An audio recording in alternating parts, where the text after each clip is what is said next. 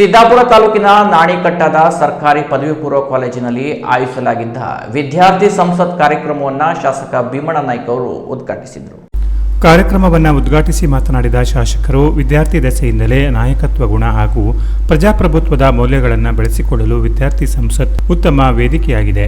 ಶಿಕ್ಷಣದ ಜೊತೆಗೆ ಸಮಾಜಮುಖಿ ಚಿಂತನೆ ಮತ್ತು ಜವಾಬ್ದಾರಿಯುತ ಪ್ರಜೆಯಾಗುವ ನಿಟ್ಟಿನಲ್ಲಿ ಯುವಜನತೆ ಮುನ್ನಡೆಯಬೇಕು ಎಂದು ಕರೆ ನೀಡಿದರು.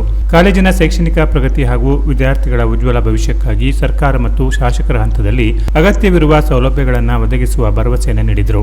ಕಾಲೇಜಿನ ಪ್ರಾಚಾರ್ಯ ಎಂಕೆ ನಾಯ್ಕ್ ಹೊಸಳ್ಳಿ ತಮ್ಮ ಅಧ್ಯಕ್ಷೀಯ ನುಡಿಗಳನ್ನಾಡಿದರು.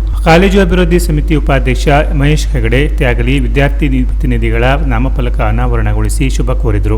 ಮುಖ್ಯ ಅತಿಥಿಯಾಗಿ ಪಾಲ್ಗೊಂಡಿದ್ದ ಹೋಟೆಲ್ ಉದ್ಯಮಿ ರತ್ನಾಕರ್ ಹೆಗಡೆ ಕಲಗದ್ದೆಯವರು ವಿದ್ಯಾರ್ಥಿಗಳ ಗೋಡೆ ಪತ್ರಿಕೆ ಅರಳು ಬಿಡುಗಡೆ ಮಾಡಿ ತಾವು ಈ ಹಿಂದೆ ವಾಗ್ದಾನ ಮಾಡಿದಂತೆ ದ್ವಿತೀಯ ಪಿಯುಸಿ ವಾರ್ಷಿಕ ಪರೀಕ್ಷೆಯಲ್ಲಿ 90% ಹೆಚ್ಚು ಅಂಕ ಗಳಿಸಿದ ಕಾಲೇಜಿನ ಪ್ರತಿಭಾವಂತ 15 ವಿದ್ಯಾರ್ಥಿಗಳಿಗೆ ತಲಾ 5,000ದಂತೆ ನಗದು ಪ್ರೋತ್ಸಾಹಧನ ವಿತರಿಸಿದರು. ವಿದ್ಯಾರ್ಥಿ ಪ್ರತಿನಿಧಿ ಪದ್ಮನಾಭ ಚೆನ್ನಯ್ಯ ಸೇರಿದಂತೆ 12 ತರಗತಿ ಪ್ರತಿನಿಧಿಗಳು ವಿವಿಧ ಖಾತೆಗಳ ಪ್ರಮಾಣ ವಚನ ಸ್ವೀಕರಿಸಿದರು.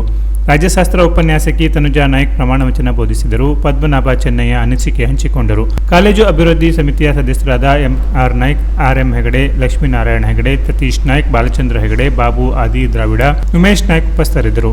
ಮಾನಸ ಮತ್ತು ಸಂಗಡಿಗರು ಪ್ರಾರ್ಥನಾ ಗೀತೆ ಹಾಡಿದರು. ಎಂಜಿ ಹೆಗಡೆ ಸ್ವಾಗತಿಸಿದರು. ಎಂಎಂ ಭಟ್ ವಂದಿಸಿದರು.